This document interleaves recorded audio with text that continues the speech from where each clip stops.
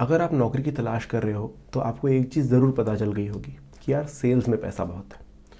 यहाँ तक कि आप अपने दोस्तों से जो सेल्स में नहीं है उनसे भी पूछोगे कि किस सेक्टर में जॉब अच्छी करनी चाहिए, किस सेक्टर में अच्छी खासी कमाई हो सकती है, वो बोलेंगे यार सेल्स में, क्योंकि यहाँ पर सैलरी तो मिलती ही मिलती है, साथ में आपको इंसेंटिव्स भी बहुत सारे मिलते हैं।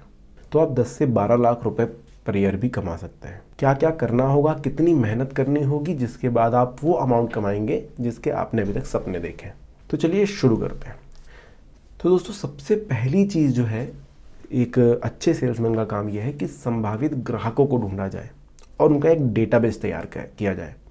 अब आपको लग रहा होगा यार मैं तो सेल्समैन हूँ, मुझे ये काम क्यों करना है। दोस्तों, बहुत बड़ी बड़ी कंपनियां भी आप देखोगे ना तो उनके पास एक पूरा का पूरा डेटाबेस रहता है कि कौन लोग हमारे प्रोडक्ट में इंटरेस्टेड हैं और उन तक अप्रोच की जाती है।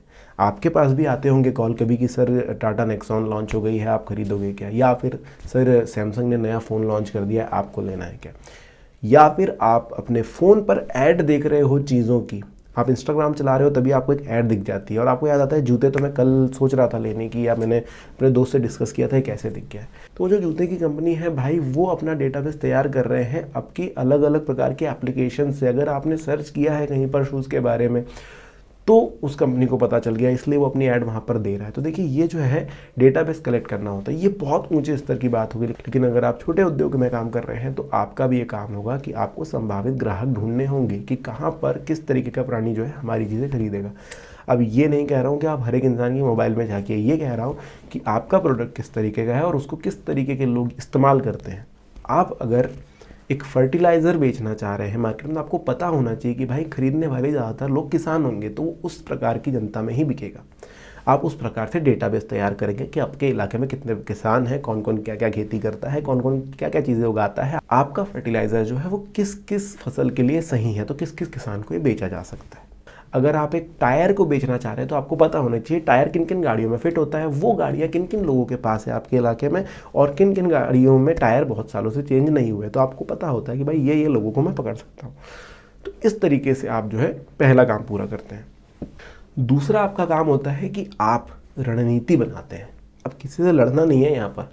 रणनीति बनाने का मतलब है कि अब आपने तो देख लिया भाई संभावित लोग ये हैं जो खरीद सकते हैं, लेकिन डायरेक्टली इनको बोलूँगा भाई खरीद लो कि तुम्हारा टायर ख़राब हो गया है या तुम्हारे को फसल में ज़रूरत पड़ेगी, तो वो लोग नहीं खरीदेंगे ना।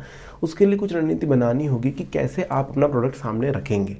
अलग अलग प्रकार की रणनीति बनानी होगी। भाई हो सकता है कि आपका प्राइस उन्हें ज़्यादा महंगा लगे, उसके आपको सॉल्यूशन ढूंढने पड़ेंगे। आप कैसे किस प्रकार से उसका ऐड करेंगे, किस तरीके से उन लोगों तक पहुंचेंगे, सारी चीज़ें आपको सोचनी होगी। और कितनी ज़्यादा से ज़्यादा लोगों तक आप पहुंच सकें, किस तरीके से, वो आपको रणनीति बनानी होगी।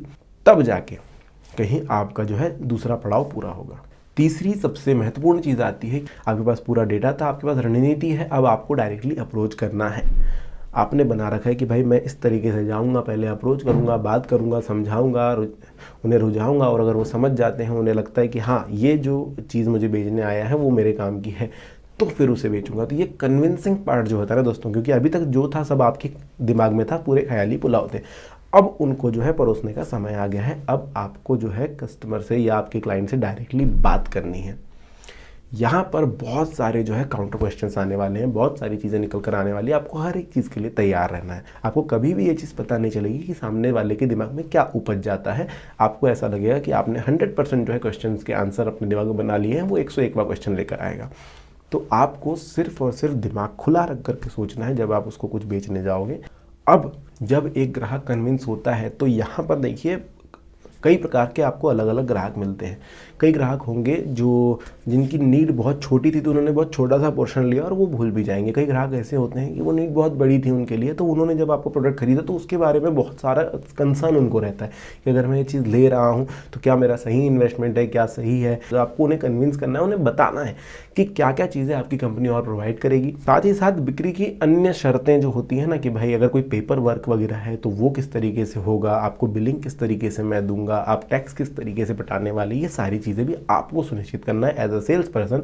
क्योंकि ये सब चीज़ें ग्राहक नहीं करते बैठेगा, वो वहाँ पर जोड़ घटा नहीं करेगा कि भाई इतने रुपए का ये हुआ तो फिर मुझे जीएसटी इतनी देनी है। वो सारा आपको करना होता है, सेल्समैन का काम है। अगली सीढ़ी होती है दोस्तों कि सेल हो गया। अब आपने जो चीज़ें बेच दी है उसके बाद भी आपका काम खत्म नहीं होता है। सेल्स पर्सन का नाम है सेल्स पर्सन की सेल करना है, लेकिन सेल करने पे काम खत्म नहीं होता है। यहाँ पर आपको सुनिश्चित करना है कि क्या आपका जो ग्राहक है वो संतुष्ट है आपके दिए हुए प्रोडक्ट से, आपकी दी हुई सर्विसेज से।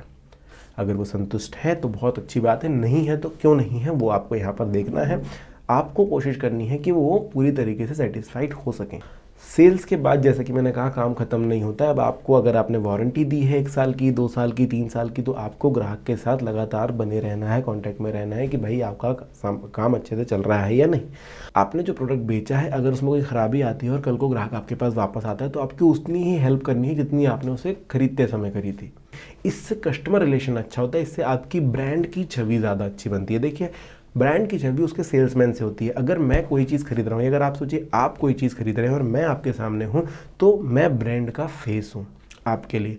अगर मैंने यहाँ पर आपसे अच्छे से बात नहीं किया, मिसकम्युनिकेट किया, तो आपके दिल में वही छवि ब्रांड के लिए बन जाएगी कि ब्रांड ही बेकार है। और अगर मैंने अच्छे से बात करी, तो चाहे ब्रांड कोई भी हो, लेकिन आपको लगेगा कि ब्रांड अच्छा है क्योंकि इसके एग्जीक्यूटिव्स अच्छे हैं। 2 प्रकार की सेल्स होती है दोस्तों दुनिया में, एक होती है प्रोडक्ट सेल करना और एक होती है सर्विस सेल करना। सर्विस सेलिंग में काफ़ी ज़्यादा अच्छे जो है लाभ होते हैं, और सर्विस सेलिंग में एक चीज़ और होती है, लंबे जो है वो रिश्ते बन जाते हैं। प्रोडक्ट सेलिंग में आपने प्रोडक्ट बेचा, भूल गए, अगर बहुत बड़ा क्लाइंट है तो उनको लगातार आप कुछ जनरेशन तक जो है अपने प्रोडक्ट देते जाते हैं, उसके बाद एक ना एक समय के बाद वो चीज़ें छूट जाती है। लेकिन सर्विसेज का ऐसा है कि जितने अच्छे से, जितना ज़्यादा आप अच्छे से कम्युनिकेट करते रहेंगे, सर्विसेज प्रोवाइड करते रहेंगे, वो सालों साल वो चीज़ें चलती रहती है और लगातार जो है आपके लिए एक अच्छा क्लाइंट बना हुआ रहता है। तो हमेशा इन चीज़ों का ध्यान रखना। वीडियो अगर पसंद आया तो लाइक करना, चैनल को सब्सक्राइब करना। धन्यवाद।